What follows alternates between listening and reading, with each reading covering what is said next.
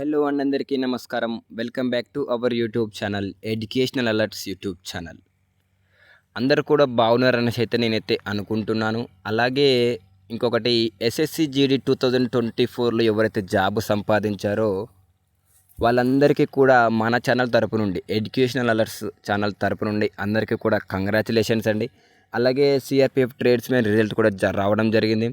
అందులో కూడా ఎవరైతే జాబ్ సంపాదించారో ట్రేడ్లో వాళ్ళందరికీ కూడా మన ఎడ్యుకేషనల్ అలర్ట్స్ ఛానల్ నుండి వన్స్ అగైన్ కంగ్రాచులేషన్స్ అండి.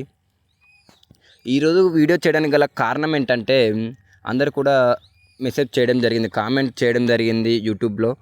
ఏంటంటే అన్న ట్రైనింగ్కి వెళ్ళే ముందు ఏమేమి లగేజ్ తీసుకెళ్ళాలనేసి అయితే లగేజ్ గురించి అయితే నేను ఈ వీడియో చేయడం జరిగింది. అలాగే వచ్చేసి సర్టిఫికేట్లు కూడా తీసుకెళ్ళాలండి. ఏమేమి సర్టిఫికేట్లు తీసుకెళ్ళాలి, అలాగే వచ్చేసి అకౌంట్లో 50K ఉంచుకోవాలనుకుంటున్నారు, 50K ఉండాలంటున్నారు, తీసుకెళ్ళాలంటున్నారు. 50K ఎందుకు తీసుకెళ్ళాలి దాని గురించి కూడా నేను అన్నీ కూడా ఈ వీడియోలో డీటెయిల్గా మీకు ఎక్స్ప్లెయిన్ చేస్తున్నాను. వీడియోను స్కిప్ చేయకుండా చూడండి. అలాగే మన ఛానల్కి ఎవరైతే కొత్తగా వచ్చారో సబ్స్క్రైబ్ చేయడం మాత్రం మర్చిపోకండి. సబ్స్క్రైబ్ చేసి పక్కన ఉన్న బెల్ ఐకాన్ మాత్రం క్లిక్ చేయండి, ఆల్ క్లిక్ చేసి పెట్టుకోండి. నా యొక్క ప్రతి ఒక్క నోటిఫికేషన్ కూడా మీకు రావడం జరుగుతుంది. మరి ఇంకెందుకు ఆలస్యం, ముందుగా టాపిక్లోకి అయితే వెళ్ళిపోదాం. మరి ఇంకెన్ని జీడీ డౌట్స్ కోసం నా యొక్క ఇన్స్టాగ్రామ్ ఐడి అండి, చూడండి ఇక్కడ సోల్జర్ సందీప్ యాదవ్ అనేసి అయితే నా ఐడి ఉంటుంది. ఐడి కూడా నేను స్క్రీన్లో పెట్టాను. ఈ ఐడికి నాకు ఒక మెసేజ్ చేయండి, లేదా సరే మెసేజ్ అయితే చేయండి, కాల్ చేస్తే నేను లిఫ్ట్ చేస్తాను చేయను. ఇప్పుడు ప్రజెంట్ అయితే లీవ్లో ఉన్నా కాబట్టి నేనైతే ఇప్పుడు చేస్తాను. ఇంకా 10 days వరకు లీవ్లోనే ఉంటాను, December 31 వరకు కూడా. సో దీనికి మెసేజ్ అయితే చేయండి ఏమైనా డౌట్స్ ఉంటే ట్రైనింగ్ గురించి కానీ, ట్రైనింగ్కి వెళ్ళాక ఎట్లుంటుంది ఏంటి దాని గురించి, ప్రతి ఒక్క దాని గురించి కూడా నేను మీకు డీటెయిల్గా చెప్తాను. వేరే ఫోర్స్ దాని గురించి కూడా చెప్తాను. నేను మా ఫ్రెండ్స్ని అడిగి కూడా చెప్తాను దాని గురించి కావాలంటే మీకు డీటెయిల్స్ గురించి. కాబట్టి నాకు ఏమైనా డౌట్స్ ఉంటే మాత్రం మీకు ఇన్స్టాగ్రామ్లో ఈ ఐడికి మీరు మెసేజ్ చేయండి. ఈ ఇన్స్టాగ్రామ్ ఐడి నాదే అండి. సో దీనికి మెసేజ్ చేయండి, నేను పక్కనే రిప్లై ఇస్తాను. సరే టాపిక్లోకి వెళ్దాం. ముందుగా ఏంటంటే ట్రైనింగ్కి తీసుకువెళ్ళాల్సిన లగేజ్ ఏంటంటే మనం లేచినప్పటి నుండి పడుకునే వరకు అయితే ఏదైతే సామాన్ డైలీ యూజ్ చేస్తుంటామో 100% అది తీసుకెళ్ళాలండి. అవేవైతే నేను చెప్తూ ఉంటాను చూడండి. ఫస్ట్ అయితే మనకు ఒక మెయిన్ లగేజ్ బ్యాగ్, పెద్దది ఒక లగేజ్ బ్యాగ్ తీసుకోండి. ఎక్సెల్ సైజు కానీ సైజులో ఉంటాయి కదా, అందులో ఒక పెద్ద సైజులో ఒక బ్యాగ్ అయితే తీసుకోండి. అలాగే ఒక కాలేజ్ టైప్ బ్యాగ్, చిన్న కాలేజ్ టైప్ బ్యాగ్ 2 బ్యాగులు అయితే తీసుకోండి. ఒకవేళ ఫ్లైట్లో వెళ్ళాలనుకుంటే మాత్రం అందులో మొత్తం ఏమంటారు 15 kg లగేజ్ బ్యాగ్ ఉంటుందండి. అలాగే 7 kg వచ్చేసి కాలేజ్ బ్యాగ్ ఉంటుంది. 7 kg కాదు, ఇప్పుడు ఎక్స్ట్రా ఉండొచ్చు, నేను చూశాను. సో అదన్నమాట. కాబట్టి ఒకవేళ ఫ్లైట్కి వెళ్ళేటోళ్ళు మాత్రం లిమిటెడ్గా లగేజ్ అయితే తీసుకెళ్ళండి. సో మిగతా వాళ్ళకి చెప్తున్నాను చూడండి. లగేజ్ ఏంటి అంటే ఒక పెద్ద బ్యాగ్ తీసుకున్నారు కదా, అలాగే వచ్చేసి ఒక నార్మల్ బ్యాగ్. అందులో సామాన్ ఏంటంటే ఫస్ట్ అయితే తిననీకి చూద్దాం. తిననీకి మాత్రం ఒక ప్లేట్ ఉండాలండి. అలాగే వచ్చేసి ఒక గ్లాస్ ఉండాలి. డైలీ మార్నింగ్ పాలు పోస్తూ ఉంటారు, పాలు లేదా చాయ్ ఏదో ఒకటి పక్కా ఉంటుంది. సో దానికి చాయ్ ఒకటి గ్లాస్ మాత్రం ఉండాలి. ఒక చెంచా తినేటప్పుడు మాత్రం చెంచా ఒకటి తీసుకోండి. అలాగే ఫుడ్ విషయానికి వస్తే మాత్రం 3 times ఫుడ్ ఉంటుందండి. మార్నింగ్ టిఫిన్ ఉంటుంది, మధ్యాహ్నం అది ఫుడ్డే ఉంటుంది, ఫుడ్ చపాతీ కూడా ఉంటుంది. కొత్తగా మన సౌత్ వాళ్ళకు ఎక్కువ చపాతీ అనేది అలవాటు ఉండదు, కానీ ట్రైనింగ్కి వెళ్ళే ముందు మాత్రం చపాతీ మాత్రం అలవాటు చేసుకోవాల్సిన అవసరం మాత్రం పక్కా ఉంటుంది. అది ఎవరు నైట్ వచ్చేసరికి, డిన్నర్ వచ్చేసరికి కూడా ఫుడ్ అనేసి ఉంటుంది. ఫుడ్ చపాతీ మళ్ళీ సేమ్ అదే ఉంటుంది. సో దానికి సంబంధించి మాత్రం ఒక ప్లేటు, ఒక గ్లాసు, ఒక చెంచా అయితే ఇంపార్టెంట్. ఇంకోటి ఏంటంటే మనకు ఇప్పుడు బెడ్షీట్ విషయానికి వచ్చేసరికి, పడుకునే విషయానికి వచ్చేసరికి ఏంటంటే బెడ్కి ఏమేమి కావాలంటే మెయిన్గా ఒక ఏమంటారు ఆ బల్ల పైన పరుచుకోనికి, టేబుల్ పైన పరుచుకోనికి ఒక బెడ్షీట్ మాత్రం ఇంపార్టెంట్ అండి. అలాగే బెడ్షీట్ కప్పుకోనికి మాత్రం ఒక దుప్పటి లెక్క, ఏమంటారు చెద్దర్ అంటారు, చెద్దర్ ఒక అది కూడా ఇంపార్టెంట్ అండి. అది దిండు, పిల్లో అనేది అది మీ ఇష్టం అండి, తీసుకెళ్ళండి, లేదా అది మీ యొక్క రిస్క్ బట్టి ఉంటుంది. సో ఈ 3 అయితే ఇంపార్టెంట్. అలాగే ఇప్పుడు ఇది చలికాలంగా సీజన్ కాబట్టి ఒక మంచి స్వెటర్ అయితే తీసుకొని వెళ్ళండి. స్వెటర్ కానీ, ఒక పైన తలకు వేసుకొని ఒక క్యాప్ కానీ, ఇవన్నీ కూడా పట్టుకొని అయితే వెళ్ళండి. అది మీ సేఫ్టీ కొరకు. ఎందుకంటే ఇక్కడ ఓకే మన ఏరియాలో మాత్రం సౌత్లో కానీ సెట్ కావచ్చు, కానీ అటు జమ్మూ కాశ్మీర్ అటు సైడ్ వెళ్తే మాత్రం చలికి తట్టుకోలేరండి. ఇప్పుడు అసలు యాక్చువల్గా మంచు పడుతూ ఉంటుంది కాబట్టి ఇబ్బంది పడుతుంటారు. కాబట్టి దాని తగ్గట్టు మెయింటైన్ చేయాలి. కాబట్టి మీరు అన్నీ కావాల్సిన స్వెటర్ కానీ, తలకు కావాల్సినవి ఒక ఏమంటారు టోపీ టైప్ కానీ అవన్నీ కూడా తీసుకెళ్లాల్సిన అవసరం ఉంటుంది. ఇంకొకటి అదొకటి చలికాలానికి సంబంధించి. ఇంకొకటి ఏంటంటే మనం ఉండడానికి టీషర్ట్లు అనే డ్రెస్సులు అవి కూడా ఒకటి ఇంపార్టెంట్ అని. ఏంటంటే ఒక 2 టీషర్ట్లు అయితే తీసుకెళ్ళండి. ఒక వైట్ టీషర్ట్ అయితే తీసుకెళ్ళినా ఒకటి వెళ్ళకున్నా ఒకటి, ఎందుకంటే వాళ్ళకు మీరు పోయిన తర్వాత వాళ్ళే అందరికీ కలిపి ఒక టైలర్ షాప్ నుండి వాళ్ళే తెప్పిస్తారు, కంపెనీ వైజ్గా కంపెనీకి తెప్పిస్తారు మీ పర్సనల్ పైసలు పెట్టి. సో అంత అవసరం ఏం లేదు. నార్మల్ ఉండడానికైతే వేసుకోనికైతే 2 టీ షర్ట్లు తీసుకోండి, ఒక 2 నైట్ ప్యాంట్లు తీసుకోండి, 2 డ్రెస్సులు అయితే సివిల్ డ్రెస్సులు తీసుకెళ్ళండి. సివిల్ డ్రెస్సులు అంటే మామూలుగా మన న్యూ డ్రెస్సులు ఏదో కొత్త బట్టలు ఉంటాయి పండుగ సీజన్ వేసుకునేవి, అవైతే 2 జతలు తీసుకొని వెళ్ళండి. ఎందుకంటే మనకు మధ్యలో మేళాలు వస్తూ ఉంటాయి, ఏదైతే మనకు దీపావళి మేళా కానీ, ఇంకోటి రాఖీ పండుగ అప్పుడు కానీ, ఇంకొకటి వచ్చేసి మనకు హోలీ పండుగ అప్పుడు, ఇట్లాంటి పండుగలప్పుడు కొన్ని పెద్ద పెద్ద మేళాలు జరుగుతూ ఉంటాయి. ఈ మేళాలప్పుడు మనం సివిల్ డ్రెస్లో పోవాల్సి ఉంటుంది, ప్రాపర్ సివిల్ డ్రెస్లో పోవాల్సి ఉంటుంది. కాబట్టి మీరు ఇష్టం స్టైల్ షూలు కూడా తీసుకొని వెళ్ళండి, స్టైల్ షూలు, ఒక స్టైల్ ప్యాంటు, నార్మల్గా ఇది ఒక షర్ట్ తీసుకొని అయితే 2 సివిల్ అయితే తీసుకొని వెళ్ళండి, 2 టీ షర్ట్లు, 2 నైట్ ప్యాంట్లు, ఇంకా ఒకటి రన్నింగ్కి మాత్రం ఒక మంచి షూ మాత్రం తీసుకొని వెళ్ళండి. ఒక కొన్ని రోజుల వరకు, ఒక 2 వారాల వరకు అయితే మీకు షూ అనేది ప్రొవైడ్ చేయరు. కాబట్టి తీసుకొని వెళ్ళండి, ఒక మంచి కంఫర్ట్ షూ మాత్రం తీసుకొని వెళ్ళండి రన్నింగ్కి. అది మీ కంఫర్ట్ మీ యొక్క మీద డిపెండ్ అయ్యి ఉంటుంది. ఎందుకంటే మంచి తీసుకుంటే మాత్రం మంచిగా మీరే ఉంటారు. ఎందుకంటే ట్రైనింగ్ అండి, అది ట్రైనింగ్లో సంవత్సరం వరకు ఎటువంటి దెబ్బలు కూడా తాకకూడదు. ఏదైనా దెబ్బలు తాకినా కూడా నార్మల్ అంటే ఏం కాదు, ఏదైతే కాళ్ళు చేయిలు ఎరగొట్టుకున్నారంటే మాత్రం 100% మీరు రిలిగేట్ చేస్తారు. రిలిగేట్ అవుతారంటే, రిలిగేట్ గురించి ఏంటంటే, ఒక సంవత్సరంలో చేయలేని వారు ఏదైతే రిలిగేట్ అవుతారో, మోకాలు కానీ ఏదైనా కాలు సంథింగ్ క్రాక్ వచ్చిందనుకో వాళ్ళని రిలిగేట్ చేస్తారు. రిలిగేట్ చేస్తే మాత్రం నెక్స్ట్ ఇయర్ మళ్ళీ 1 ఇయర్ వరకు ట్రైనింగ్ చేయాల్సి ఉంటుంది. అది నీ యొక్క కాలు కానీ చెయ్యి కానీ ఏదైనా క్రాక్ వస్తే మాత్రం అది కవర్ అయ్యేంత వరకు నీకు ట్రైనింగ్ చేపియరు. అది కూడా మళ్ళీ ప్లస్ నెక్స్ట్ ఇయర్ వరకు మొత్తం చేపిస్తారు. నెక్స్ట్ ఇయర్ అయితే మనం ఎప్పటి వరకు అయితే ట్రైనింగ్ చేసావో, అప్పుడు సంథింగ్ ఏదైనా దెబ్బ తాకిందనుకో మళ్ళీ నెక్స్ట్ ఇయర్ అదే టైం నుంచి మీకు ట్రైనింగ్ స్టార్ట్ చేస్తూ ఉంటారు. మీరైతే జూనియర్ బ్యాచ్ వస్తుంది కదా, ఆ జూనియర్ బ్యాచ్ తోటి ట్రైనింగ్ చేపిస్తుంటారు. కాబట్టి నేను చెప్పేది ఏంటంటే, ట్రైనింగ్లో ఎంత జాగ్రత్తగా ఉంటే అంత మంచిదండి. రన్నింగ్లో ఏదో తోపుగాల లెక్క నేను స్ప్రింట్ కొడతాను, నేను ముందు ఉరుకుతాను అనేసి అయితే వీడియోలు వాటి గురించి మాత్రం ఎప్పుడైతే కంగారు పడకండి. నేను చెప్తున్నాను, ఎక్స్పీరియన్స్ గురించి చెప్తున్నాను, అర్థం చేసుకోండి. మీరు పోయినాక మీకు కూడా తెలిసి వస్తుంది అది. ఇంకోటి ఏంటంటే, షూ గురించి అయిపోయింది కదా, పడుకోనే గురించి అయిపోయింది, ఎవరు తినడం గురించి అయిపోయింది. ఇంకోటి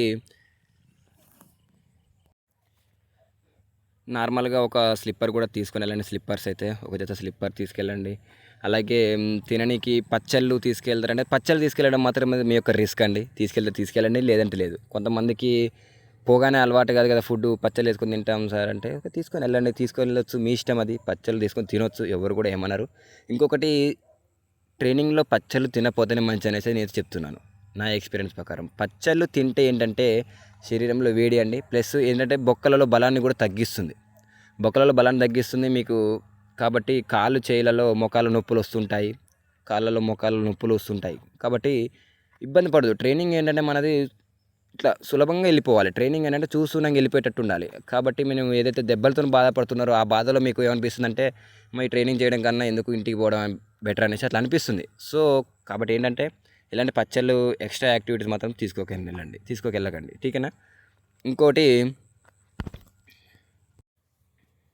క్యాంటీన్కి వెళ్ళొచ్చా, క్యాంటీన్కి ఎప్పుడు పంపిస్తారనేసి ఒక డౌట్. క్యాంటీన్ అంటే ఏంటండి, మనకు కొత్తగా వెళ్ళగానే మాత్రం పంపించరు కదా, ఎవరు కూడా పంపరు. కాబట్టి మన క్యాంటీన్ పంపనీకి మినిమం ఒక 2 వీక్స్ అయితే పడుతుందండి. 2 వీక్స్ వరకు అయితే మిమ్మల్ని క్యాంటీన్కి పంపించారు కొత్త కాబట్టి. సో పంపించినా కానీ ఒక 100 మంది ఉన్నారనుకో ఒక కంపెనీలో, అందులో నుంచి ఒక డైలీ ఒక 10 మందిని, మళ్ళీ మరుసటి రోజు మళ్ళీ ఒక 10 మందిని అట్లా పంపుతూ ఉంటారు.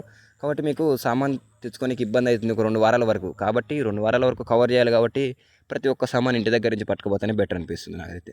ఇంకొకటి, డ్రై ఫ్రూట్స్ అనేది మీ యొక్క రిస్క్ అండి. డ్రై ఫ్రూట్స్ మీరు తింటే అంటే మాత్రం ఇక్కడి నుంచి తీసుకెళ్ళొచ్చు, లేదంటే క్యాంటీన్కు ఒకవేళ పోయిన తర్వాత క్యాంటీన్కి పంపిస్తే క్యాంటీన్లో కూడా కొనుక్కోవచ్చు. మీకు అక్కడ తక్కువ ధరలు దొరుకుతాయి క్యాంటీన్లో మనకు, సో అక్కడ కూడా కొనుక్కోవచ్చు, పర్లేదు. ఇది క్యాంటీన్ విషయానికి వచ్చేసరికి. ఇంకొకటి, ఇక లగేజ్ విషయానికి వచ్చేసరికి అండి, ఇవ్వండి మనం తినే నుంచి పడుకునే వరకు అయితే ఏవైతే యూజ్ చేస్తామో అవి, అద్దాలు, దువ్వెనలు అంటే మాత్రం అది మీ ఇష్టం, పర్సనల్గా ప్రతి ఒక్కరు తీసుకెళ్తుంటారు. ఓకే, అవి కూడా తీసుకొని వెళ్ళండి. అద్దం కానీ, దువ్వెన, ఫేర్ అండ్ లవ్లీ వాడేటోళ్ళు ఫేర్ అండ్ లవ్లీ సంథింగ్, ఇవన్నీ కూడా తీసుకొని వెళ్ళండి. అది మీ ఇష్టం, మీ యొక్క రిస్క్. ఓకే, ఇది సర్టిఫికేట్ విషయానికి వచ్చేసరికి ఏంటంటే, మేజర్గా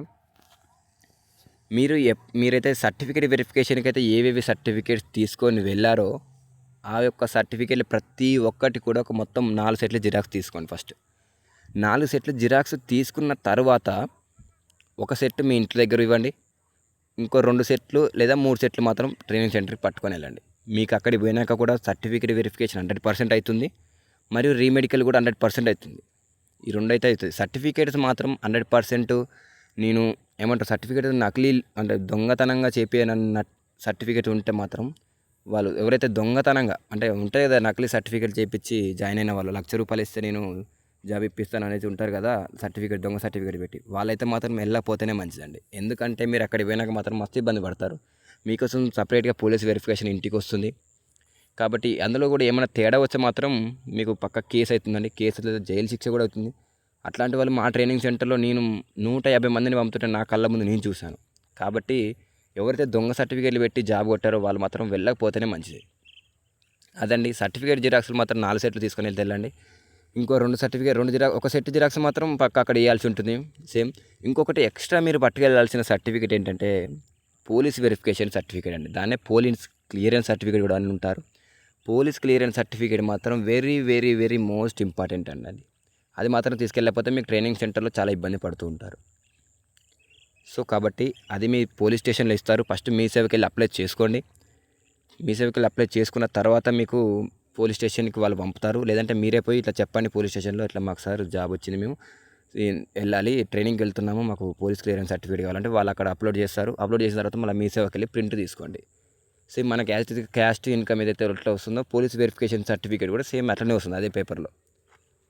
అదొకటి తీసుకోండి. ఇక ఎంఆర్ఓ క్యారెక్టర్ సర్టిఫికేట్ అంటే మీరు ఆల్రెడీ సర్టిఫికేట్ వెరిఫికేషన్ అప్పుడు తీసుకునే ఉంటారు.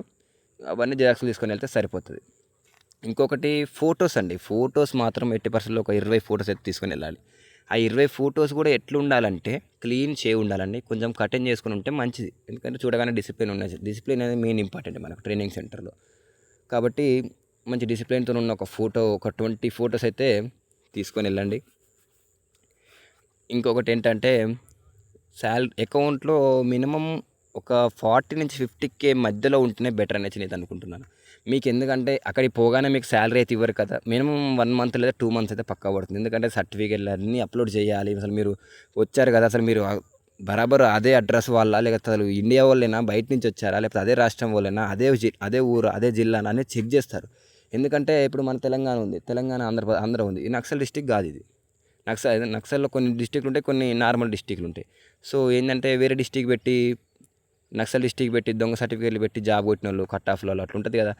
అదే కాదు, మా ట్రైనింగ్ సెంటర్లో ఏంటంటే అతను వచ్చేసి తమిళనాడు అతనంట, ఎంపీ అతను మధ్యప్రదేశ్ అతను తమిళనాడు సర్టిఫికేట్ దొంగ సర్టిఫికేట్లు పెట్టి రావడం జరిగింది. సో అతను రిజెక్ట్ చేయడం జరిగింది. అది ఎప్పుడు ట్రైనింగ్ అయిపోయినాక లాస్ట్లో ట్రైనింగ్ అయిపోయాక పిఓపి ఒక 5 days ఉందనగా అతన్ని ఇంటికి పంపించారు. అంత ట్రైనింగ్ చేసి అంత బాధలో కూడా తట్టుకోలేనంత ట్రైనింగ్ కూడా చేసి లాస్ట్కు ఇంటికి పంపించారు. ఏం లాభం చెప్పండి.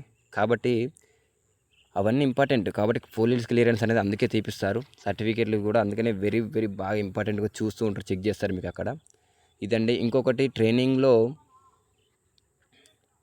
సారీ చెప్పడం మర్చిపోయాను కదా, 40K 50K ఎందుకనేసి అంటే 40-50K ఎందుకనేసి అంటే మీరు అక్కడికి వెళ్ళాక ప్రతి ఒక్క రూపాయి మస్తు ఇంపార్టెంట్ అండి. అదన్నీ మీకు శాలరీ అనేది వస్తుంది, కాకపోతే అవన్నీ అప్లోడ్ చేయాలి కదా, సర్టిఫికేట్లు ఇట్లా అప్లోడ్ చేయడానికి కొంచెం టైం పడుతుంది. 1 month లేదా 2 months అంతా చెక్ చేస్తుంటారు. కాబట్టి మీకు శాలరీ అనేది పోగానే రాదు. ఒక 2 months తర్వాత 2 months ఇది మెస్ ఛార్జ్, ఒకటి ప్లస్ మెస్ ఛార్జ్ కట్టాల్సి ఉంటుందండి. మెస్ ఛార్జ్ ఏంటంటే మీరు వెళ్ళగానే మెస్ ఛార్జ్ ఎంత ₹4,342 ఉంటుంది. ప్రతి SSGD సంబంధించి CAPF ఏదైతే ఫోర్స్లో కానీ ₹4,342 ఉంటుంది. అది మనం నెలకి ఒకసారి కట్టాల్సి ఉంటుంది.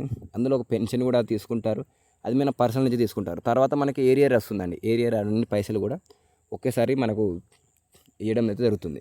ట్రైనింగ్లోనే ఇస్తారు, మనకు శాలరీ రూపంలో వస్తుంది అది కూడా. అదొకటి. ఇంకోటి మనకు ఏమన్నా కొనాలనుకున్నా కానీ క్యాంటీన్లో కూడా మనం తినాలనుకున్నప్పుడు డ్రై ఫ్రూట్స్ కానీ ట్రైనింగ్లో ఏంటంటే తినబుద్ధి అవుతుంది కదా, కొనడానికి మనకు పైసలు అనేది చాలా ఇంపార్టెంట్.